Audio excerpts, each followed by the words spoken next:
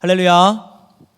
예배 자리에 오신 여러분 주님의 이름으로 환영하고 축복합니다. 함께 예배하는 우리 모든 심령 가운데 참 좋으신 주님의 크고 놀라우신 은혜와 평강이 가득 흘러넘치기를 주님의 이름으로 간절히 소망합니다. 너희를 업어 독수리 날개로라는 제목을 가지고 함께 말씀을 나누도록 하겠습니다. 오늘 우리가 함께 나눈 이 말씀은 출애굽기 19장 1절부터 이어지는 본문 말씀입니다. 이제 애굽에서 이제 하나님의 은혜로 이스라엘 백성들이 애굽하죠. 애굽을 탈출하게 되고 이제 시내 광야에 이들이 장막을 치고 한숨을 돌릴 기회가 이제 되었습니다. 이제 모세는 백성들을 남겨놓고 이제 하나님의 산에 오르게 됩니다. 거기에서 하나님의 음성을 듣게 된 모세는 내려와서 그 말씀을 백성들에게 전합니다. 이것이 이제 오늘 본문의 내용입니다. 그런데 이 말씀은 하나님께서 모세 한 개인에게만 해주셨던 말씀인 것이 아니라 이 가나안 땅을 향하여서 하나님이 약속하신 그 젖과 꿀이 흐르는 가나안 땅을 향하여서 행진하고 있는 이 모든 백성에게 주신 축복의 말씀이라는 것이 중요합니다. 그래서 이 본문을 우리가 신해산 언약 이렇게 알고 계시는 분들도 계실 텐데요. 그래서 이 본문을 우리가 신해산 언약 본문 이렇게 부르기도 합니다. 그 중에서 인상 깊은 말씀이 한 구절 나오는데요. 19장 4절 말씀입니다. 우리 19장 4절 말씀을 같이 한번 읽어보겠습니다. 시작. 내가 애굽 사람에게 어떻게 행하였음과 내가 어떻게 독수리 날개로 너희를 업어 내게로 인도하였음을 너희가 보았느니라. 아멘. 여러분 참 멋진 구절이죠. 많은 분들이 이 구절을 읽어보셨을 거고 또 많이 들어보셨을 거라고 생각이 됩니다. 종종 이 구절에서 이제 나오는 이 독수리 이야기가 하나님께서 이스라엘 백성을 훈련하는 방법이다 이렇게 말씀하기도 하는데, 그 독수리가 이제 어미 독수리가 아기 독수리를 어떻게 날게 할지 가르칠 때에 이제 그 둥지가 있잖아요. 독수리 둥지가. 근데 이제 그 아직 어린 독수리는 날려고 하지 않을 거잖아요. 그래가지고 이제 어느 정도 이렇게 날개에 좀 힘이 들어가고 근육이 좀 생기고 파닥파닥 하기 시작하면 어미 독수리가 이 아기 독수리를 이렇게 막 밀친대요. 그 둥지 끝으로. 그래가지고 둥지에서 막 떨어뜨린다고요. 그럼 이제 막 떨어지니까 어떻게든 막 파닥파닥 할 거잖아요. 근데 죽일 순 없잖아요. 그러니까 이제 땅에 닿을 때쯤 되면은 어미 독수리가 슉 날아가지고 그 날개로 그 아기 독수리를 이렇게 탁 들어 올린다는 거예요. 그리고 다시 또 올라가서 또 둥지에 다시 올려놓고 또 이렇게 막 밀쳐가지고 떨어뜨린 다음에 또 다시 막 파닥파닥 하면은 땅에 떨어지기 전에 다시 독수리 날개로 이렇게 탁 들어가지고 엄마의 그 날개로 탁 들어가지고 또 다시 위로 슉 올라가고, 그렇게 몇 번 하다 보면 이제 어느 순간 아기 독수리가 날기 시작한다는 거죠. 이게 하나님께서 하나님의 백성 훈련시키는 방법이다. 이렇게 여러분들이 이야기를 들어보셨을 수도 있을 것 같습니다. 그런데 사실 출애굽기의 이 말씀은 그런 뜻으로 사용된 것만은 아닌 것 같습니다. 그렇다면 독수리 날개로 업어 인도하겠다라고 말씀하시는 이 하나님께서 우리에게 지금 약속해 주고 계시는 이 말씀은 과연 어떤 의미일까요? 우선 우리가 이 말씀을 이해하기 위해서 고려해야 될 것은 모세와 함께 광야로 나온 이스라엘 백성들이 어느 문화에 익숙해 있었던 사람인가라고 하는 것에 대해서 이해가 필요해요. 이 사람들이 지금 광야로 나오기까지 원래 어디에 있었어요? 어려운 질문이 아니에요? 어디에 있었어요? 출애굽했다고요. 이집트에 있었다고요. 고대 이집트 문화에서 살았다라고 하는 것을 우리가 좀 먼저 인식하고 이해할 필요가 있습니다. 여러분, 누구든지 자기가 살고 있는 사회의 문화나 어떤 그런 특성이나 생활 양식이나 그런 데 영향을 안 받는 사람이 없어요. 똑같은 사람이라고 하더라도 한국 문화에 익숙한 사람 우리 한국 사람이라고 하고, 미국 문화에 익숙한 사람 미국 사람이라고 해요. 단지 언어만 미국 언어 한국 언어 쓴다고 해서 그렇게 한국인 미국인 이렇게 우리가 나누지 않죠. 그 문화와 생활 습관들 이런 것들이 다 그 삶 가운데 들어가 있는 것입니다.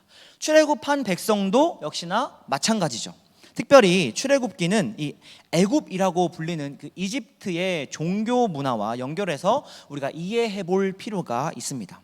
여러분, 그 벽화, 이집트 벽화나 그림을 많이 보신 적 있으셨을 것 같아요. 뭐 박물관이라든지 아니면은 뭐 이렇게 전시회 같은 거 이렇게 가서 보면 이집트 문화 벽화들이 이렇게 쫙 있기도 한데요. 거기에 보면 뭐 개나 고양이나 부엉이나 여러 가지 동물들이 나오는데 거기서 빼놓지 않고 꼭 들어가 있는 동물이 독수리입니다. 독수리.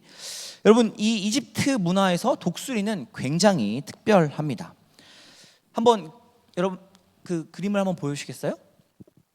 네, 저런 독수리 또 하나 넘겨주세요. 네, 위에 쭉 독수리가 두두두두 쭉 있죠. 이렇게 독수리 벽화에 그려져 있는 독수리입니다. 여러분, 이집트의 수호신 이 네크베트라고 하는 이 동물로 독수리가 그려지기 때문에 그런데요. 이 독수리 신이 하는 일이 두 가지가 있습니다. 첫 번째는 뭐냐면 나일강을 다스리면서 사막에 비가 오게 하는 거예요. 사막을 비옥하게 만드는 역할을 하는 게 첫 번째 임무였고, 두 번째는 바로 이집트의 왕인 바로를 수호하는 여신으로서의 역할을 하고 있었다라고 하는 겁니다. 여러분, 그럼 이제 출애굽기가 이집트에서 탈출한 사람들의 이야기니 그들의 입장에서 우리가 한번 생각해 볼 필요가 있을 것 같습니다. 광야로 나온 사람들은 이집트 문명 속에서 살고 있었고 그것이 너무나도 익숙한 사람이었습니다. 여러분, 1장 1절 말씀을 보면 이스라엘 자손이 애굽 땅에서 떠난 지 3개월 되던 날 그랬어요. 3개월 만에 갑자기 여러분 우리 생활 양식이 바뀔 수 없어요. 그렇죠? 3개월 만에 막 갑자기 우리가 가지고 있었던 문화와 생활 양식들을 다 버리고 우리가 새롭게 우리가 변화될 수가 없다라고 하는 것이죠. 그 익숙한 문명 가운데, 이집트 문명 가운데 이제 이스라엘 백성들이 지금 녹아져 있다라고 하는 겁니다. 여러분, 그리고 그곳의 최고 권력자는 바로 이집트의 왕 바로라고 생각하고 살았습니다. 그런데 이집트 사람들 말로는 그 바로를 지키는 신이 따로 있는데 그 신이 누구예요? 바로 이 독수리 네크베트라는 독수리 신이었다라고 하는 겁니다. 여러분, 지금 출애굽기 19장 4절 말씀에서 말씀하고 있는 것이 요 이야기입니다. 애굽 생활을 하던 사람들이 광야로 나온 지 이제 딱 3개월 되었어요. 그 3개월 동안 이 넌더리 날 정도로 여러 가지 많은 경험들을 하게 됩니다. 어떻게 해서 나오긴 나왔는데 목숨을 잃을 위기를 몇 번이나 걸치고요. 돌아다니다 보니까 물도 없어요. 먹을 것도 없어요. 차라리 그냥 애굽으로 돌아갔으면 좋겠다. 뭐 이렇게 원망 섞인 말들도 하는 이스라엘 백성들이 많이 있었다라고 하는 것이죠. 젖과 꿀이 흐르는 땅으로 간다고 해서 죽을 힘을 다해서 탈출했는데 애굽 군대가 목덜미까지 추격해서 죽이러 왔을 때도 있었고, 마실 물이 없어서 사막 한가운데서 죽을 뻔한 적도 있었고, 또 사막 부족들에게 습격을 받아서 목숨을 잃을 위기에 처한 적도 여러 번 있었다라고 하는 것입니다. 여러분, 이것을 진두지휘하고 있는 모세는 또 어떻습니까? 이 사람 따라다닌 3개월 동안 이 죽을 일들만 계속해서 일어납니다. 이스라엘 백성들이 보기에 과연 저 사람이 하나님이 보낸 사람 맞는가? 하나님이 저 사람 좀 보냈으면 바로바로 좀 역사 좀 하시고, 뭐 젖과 꿀이 흐르는 땅, 약속한 땅 인도하시겠다 하니까 바로바로 좀 우리 좀 그렇게 들어갈 수 있게끔 해주시면 얼마나 좋을까 했는데 계속 죽을 일들만 생기고 어려운 일들만 생기고 원치 않는 일들만 생기고 있는 겁니다. 여러분, 이것이 출애굽기 19장에 나오는 3개월 동안 벌어졌던 스펙타클한 이스라엘 백성들이 겪었던 일들입니다. 백성은 지칠 대로 지쳐 있었고, 또 지도자인 모세도 자신의 리더십에 굉장한 또 이렇게 손상을 입고 있는 상태였습니다. 이때 하나님이 모세를 산으로 부르십니다. 그리고 그때 하셨던 말씀이 내가 너희를 독수리 날개로 업어 인도하리라, 이렇게 하나님께서 약속해 주시고 선언해 주고 계신 겁니다. 여러분, 이 말씀은 애굽에서 나온 사람들에게 굉장히 놀라운 말씀이었습니다. 왜냐하면 애굽 사람들, 지금 이스라엘 백성들은 애굽을 지금 그리워하고 있어요. 애굽에서는 그래도 밥이라도 꼬박꼬박 줬단 말이에요. 노예 생활 때문에 힘들었지만 그래도 밥은 먹고 살았었고 잠은 또 제때 잘 수 있었다라고 하는 것이었는데, 그래서 애굽 생활로 다시 돌아가는 것이 굉장히 간절한 마음의 소원이었다라고 했던 것이죠. 그러면서 애굽 생활이 간절한 백성들이 떠올린 이 독수리는 애굽의 풍요와 안전을 지키는 왕의 수호신이었습니다. 그런데 하나님이 지금 하시는 말씀은 그 독수리가 애굽의 왕을 보호하고 지키는 게 아니라 광야로 나온 하나님의 백성을 등에 업어 보호하고 또 인도하고 있다, 이렇게 지금 선언하고 계신다는 거예요. 독수리 날개로 내가 너희를 업어 인도하리라. 그 독수리가 바로 왕을 지키는 줄 알았는데 그게 아니라 지금 하나님께서 광야로 나온 너희 이스라엘 백성들 내가 지킬게, 이렇게 지금 말씀해주고 계신다라고 하는 것이죠. 여러분 한번 생각해 보시죠. 애굽의 왕은 바로예요. 이 왕을 지키는 수호신이 독수리입니다. 왕을 지키는 수호신이니 왕보다 더 높은 지위를 갖게 됩니다. 애굽에선 독수리가 왕보다 높고 힘이 센데 지금 하나님의 말씀을 잘 듣고 있노라면 지금 그 독수리를 부리는 분이 누구라는 거예요? 하나님이다 라고 지금 말씀하고 계신 것이죠. 그리고는 그 독수리가 애굽의 왕을 지키는 게 아니라 광야로 나와 지칠 대로 지친 백성, 위험을 감수하고 하나님의 종을 따라 나선 백성들을 지금 보호하고 인도하겠다, 이렇게 지금 선언하고 계신 것이죠. 여러분 지금 모세에게 해주시는 말씀 속에는 지금 그러니까 이런 뜻이 있는 겁니다. 애굽의 왕 위엔 독수리가 있고 독수리 신 위에는 하나님이 있다. 그런데 그 하나님이 너희를 보호하고 인도하신다 라는 뜻이 담겨져 있는 것입니다. 여러분 하나님의 이 대담한 선언은 여기에서 그치지 않습니다.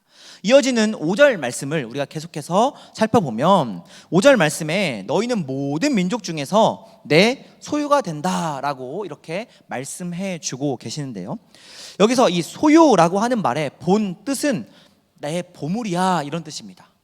소유라고 하는 뜻은 내 보물이라는 의미인데요, 광야 백성들은 지금 자신들이 겪고 있는 이 현실을 원망하고 있습니다. 자기 자신들을 지금 평가절하하고 또 불평하고 있지만 하나님의 판단은 그렇지 않다라고 하는 것이죠. 지금 왜 우리가 괜히 모세 따라 나서가지고 차라리 애굽에 있었으면 잠이라도 제때 잘 자고 먹을 거라도 제때 잘 먹었을 텐데 이게 지금 무슨 고생인가, 너무 힘들다, 괜히 따라왔다, 이런 생각하면서 지쳐있는 이 이스라엘 백성들, 그래서 자기 자신이 어떤 존재인지도 도무지 발견하지 못하겠고 내가 지금 도대체 뭐 하고 있는 건가 라는 의구심으로 가득 차 있는 이스라엘 백성들에게 하나님은 지금 뭐라고 말씀하시는 거예요? 너는 내 보물이야, 이렇게 지금 말씀해 주고 계신다라고 하는 것입니다. 보물이기 때문에 독수리 등에 업어서라도 약속의 땅으로 인도할 거야, 지금 이렇게 말씀해 주고 계신다라고 하는 것이죠. 하나님은 이렇게 광야에 나온 사람들을 특별하게 보살피십니다. 그리고 모세에게 이 말씀을 주시면서 백성에게 전하라, 이렇게 말씀하십니다. 어디 하나 희망을 걸 데가 없어요. 여러분 광야, 사막 뭐가 있어요? 둘러봐도 다 똑같아요. 그냥 모래바람 뿐이에요. 어디에 희망을 두고 어디에 기대하고 어디에 소망을 둘 때도 없는 지금 이스라엘 백성들에게 하나님의 이 말씀은 유일한 희망이고 소망이었고 위로였다라고 하는 것이었죠. 기쁘고 놀라운 소식이었습니다. 그런데 여러분 오늘 이 본문 말씀을 우리가 잘 읽어보시면 하나의 조건이 붙어 있다는 것을 우리가 확인해 볼 수 있는데요, 우리 5절과 6절 말씀을 같이 함께 읽어보겠습니다. 5절 6절 시작. 세계가 다 내게 속하였나니 너희가 내 말을 잘 듣고 내 언약을 지키면 너희는 모든 민족 중에서 내 소유가 되겠고 너희가 내게 대하여 제사장 나라가 되며 거룩한 백성이 되리라. 너는 이 말을 이스라엘 자손에게 전할지니라. 아멘.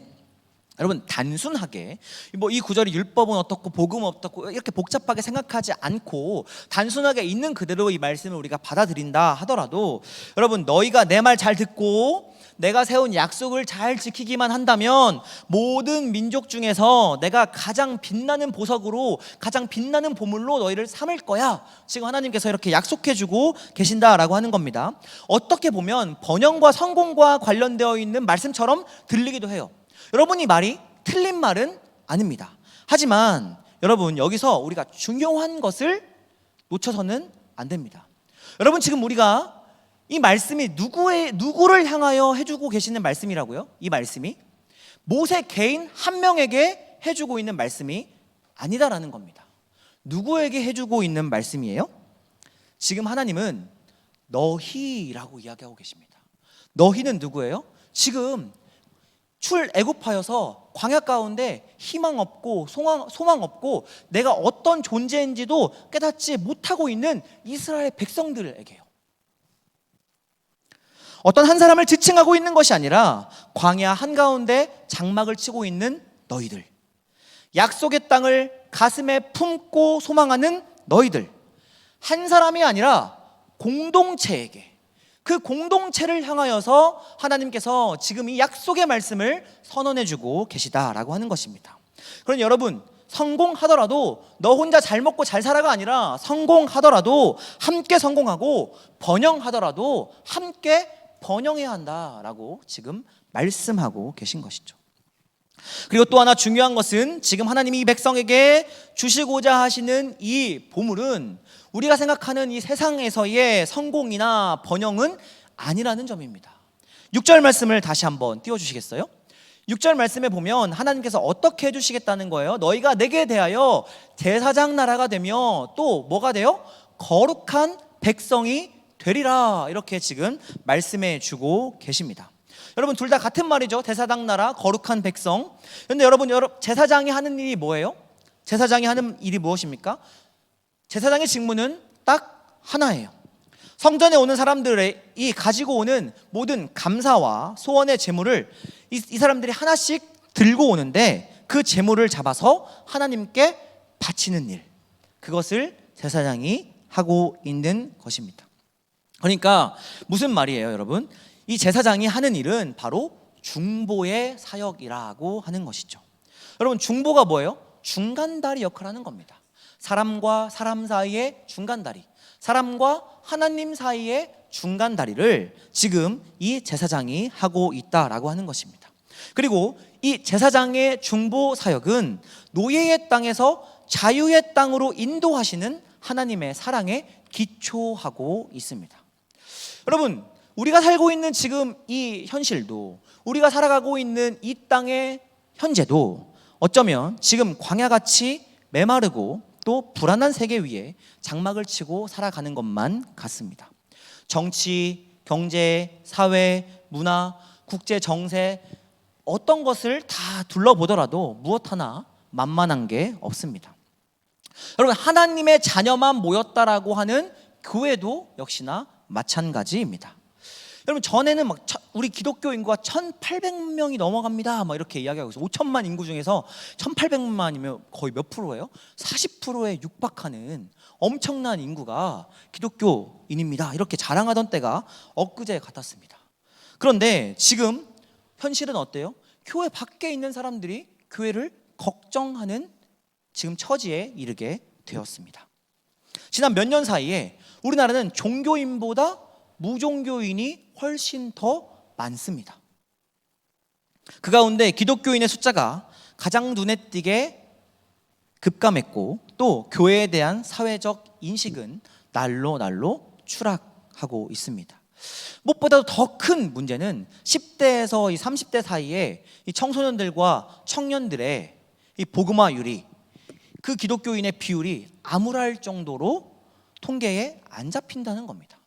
여러분, 3%에서 5%면 미전도 종족이라고 이야기하거든요, 선교에서. 근데 지금 우리나라가 그만큼이 안 된다는 거예요. 청소년들이 2.8%? 3.3%, 2.8% 이 정도밖에 지금 안 된다. 통계에 그 정도밖에 안 잡히고 있다라고 하는 겁니다. 여러분, 교회를 예수님의 몸이라 하고 또 우리는 세례받은 하나님의 자녀라고 말하면서 얼마 전까지 한국교회의 부흥을 감사하면서 노래했지만 오늘날 교회는 앞이 잘 보이지 않습니다. 홍해가 갈라지는 기적, 구름과 불기둥을 만나는 기적도 우리는 경험했지만 이제 장막 안에 들어가 절망하고 염려하고 있는 이 이스라엘 백성과 우리는 너무나도 닮아 있습니다. 여러분, 예수님 시대도 이와 비슷했습니다. 마태복음 9장 35절 이하의 말씀부터 한번 살펴보면 이 예수님이 병자를 고치신 다음에 12제자들을 이제 불러서 세상에 파송하는 장면들이 나옵니다. 마태복음 9장 37절 말씀 한번 띄워주시고요. 같이 한번 읽어보겠습니다. 시작. 이에 제자들에게 이르시되 추수할 것은 많되 일꾼이 적으니. 예수님의 탄식입니다. 추수할 것은 많은데 일꾼이 없다. 여러분, 주로 우리가 부흥회나 또 전도 집회에서 사람들 많이 불러 모으라고 인용되는 구절 중에 하나이기도 합니다. 마태복음은 이 땅의 지금 현실을 고발하고 있습니다. 여러분, 예수님께서는 이 9장 말씀을 통하여서 모든 병과 모든 약한 것들을 치유하고 또 고쳐주고 계신 것을 우리가 확인해 볼 수 있습니다. 그리고 또 실제로 10장은 12제자를 불러서 그 지금 파송하는 일이 시작되는 것을 또 10장에서는 보여주고 계신 것입니다. 여러분 보세요. 주님께서는 제자들을 부르셔요. 그래서 어떻게 하시냐? 자, 너희들 나를 좀 잘 지켜. 내가 여러 가지 하나님께서 내게 해주신 말씀들을 이 세상 가운데 선포할 건데 그러다 보면 많은 사람들이 나를 박해할 거야. 사람들이 나를 못 살게 굴 거야. 때로는 사람들이 나를 죽이려고 모의하고 사람들이 나를 어떻게 하면은 죽일까 하면서 막 작전을 세울 거야. 그럴 때 내가 잡혀가지 않게, 내가 끌려가지 않게 나를 좀 잘 지키고 있어 라고 말씀하시지 않으셨다는 거예요. 당신의 호위병으로 세우지 않으시고 세상으로 흘려 보내셨다라고 하는 것입니다. 여러분, 아까 말씀드렸던 것처럼 9장은 마태복음 9장 전체는 지금 불쌍한 사람들을 예수님께서 치유하는 장면이 등장합니다. 중풍병자, 또 시각장애인, 언어장애인, 그 당시의 사회에서는 치료받을 수 없는 그런 상황 가운데 놓여져 있던 사람들 직접 우리 주님께서 찾아가 주셔서 그들을 깨끗하게 치유하여 주셨다라고 하는 것입니다. 희망을 상실한 사람들의 이야기가 그래서 마태복음 9장에 등장하고 있습니다. 그런 사람들을 예수님께서 찾아 고치시더니 마지막에 하시는 말씀이 우리가 아까 읽었던 9장 37절의 말씀이에요. 추수할 것은 많은데 일꾼이 부족하다. 이렇게 지금 말씀하고 계신 겁니다. 여러분, 이 장면을 광야에서 장막치고 있던 사람들과 우리가 견주어서 함께 볼 수 있을 것 같습니다. 여러분, 마태복음 지금 9장에 등장하는 사람들은 사람이든지 아니면 출애굽에서 지금 장막 가운데 장막 안에서 지금 불평하면서 내가 지금 어떤 존재인지도 잃어버리고 있는 사람, 이 두 집단 간에 공통점이 하나가 있습니다. 뭐예요? 희망이 없다는 사실입니다. 그런데 광야에서는 모세가 또 유대 땅에서는 예수님이 하나님의 복음을 들고 그들에게 찾아갑니다. 그리고 그 일이 12제자들에게 그리고 지금 오늘날 우리에게까지 이제 예수님의 나무 십자가에 접붙임 받은 우리에게까지 이 주님의 사역이 전달되고 있는 것을 우리가 볼 수 있습니다. 여기에서 여러분, 우리는 선교 그리고 또 전도에 대한 중요한 의미를 하나 발견해 볼 수 있습니다. 여러분, 선교의 핵심은 교회 안으로 사람을 불러오는 것이 아니라 마태복음 10장 6절 말씀 한번 띄워주시겠습니까? 잃어버린 이스라엘 집에 잃어버린 양에게로 가는 겁니다. 8절 말씀이요. 병든 자를 고치며 죽은 자를 살리며 나병 환자를 깨끗하게 하며 귀신을 쫓아내되 너희가 거저 받았으니 거저 주라. 이렇게 말씀하신 것처럼 주님으로부터 거저 받은 것을 그냥 거저 주며 살아가는 삶, 즉 주님 닮은 일상을 살아내는 게 선교의 본래 뜻이고 참된 전도의 의미입니다. 우리 교회를 에클레시아 이렇게 부르는데요, 에클레시아의 이 원어도 사실은 바깥으로 나아가는 겁니다. 교회 안에만 모여서 우리끼리 함께 하는 것이 아니라 교회 안에서 하나님께서 우리에게 허락하여 주시는 위로, 우리의 정체성, 이런 것들을 다시 한번 발견하고 우리가 하나님 앞에서 어떤 존재인지를 다시 한번 확인하고 이제 세상 가운데 나아가서 하나님의 백성이 어떻게 하나님이 주시는 힘으로 살아가는지, 하나님께서 함께 해주시는 그 능력으로 어떻게 이 세상 가운데서 힘있게 살아가는지를 살아내므로 나타내 보이는 것이라는 거죠. 그리고 이것이 선교라고 하는 것입니다.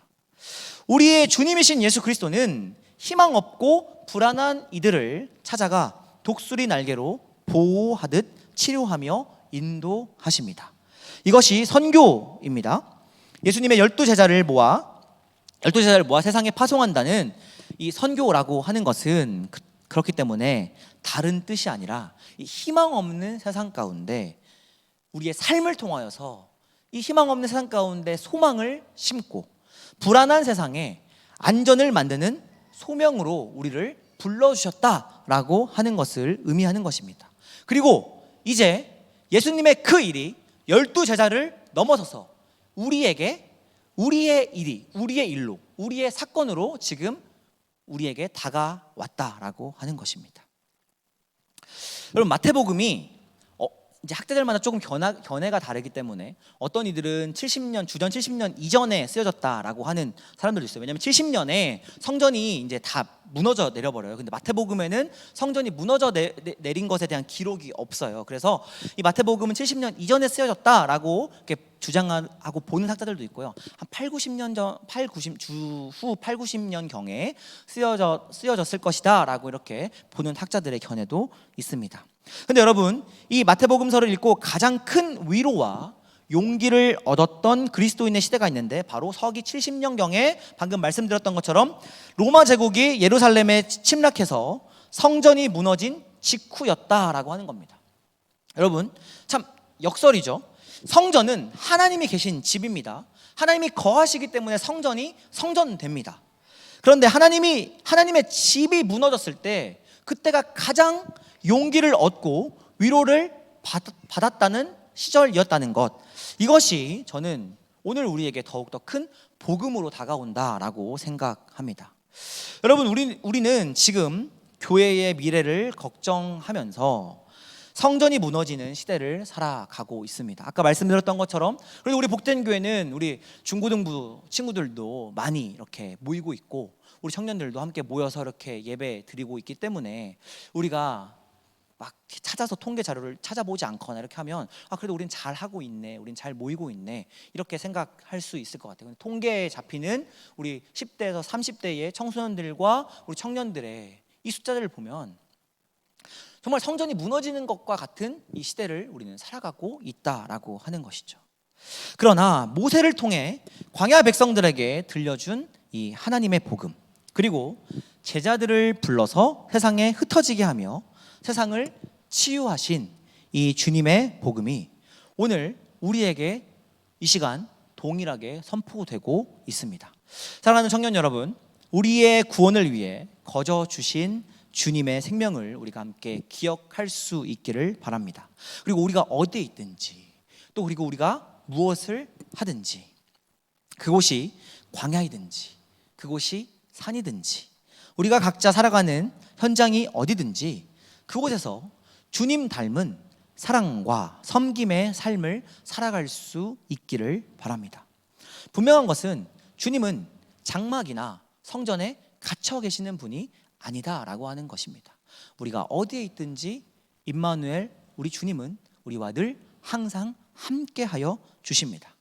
주님이 우리를 당신의 가족으로 부르신 이상 주님은 절대 우리를 그냥 내버려 두지 않으십니다. 하나님이 먹이시고 입히신다 라고 하는 이 그리스도인의 당당함, 이 그리스도인의 정체성, 그 힘으로 우리 기도하며 하루하루 우리에게 주어진 그 일상을 성실하게 살아낼 수 있기를 바랍니다. 여러분, 이것이 사실 전도이고 선교입니다. 우리 인생의 여행이 비록 모세 시대의 광야 백성처럼 모든 것이 불안하고 의심스럽지만 우리의 주님은 독수리 날개로 저와 여러분을 업어 인도하시겠다 약속해 주고 계십니다.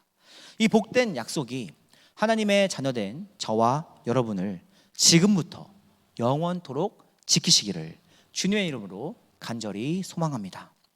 함께 우리 이 시간 찬양하고 또 기도의 자리로 나가겠습니다.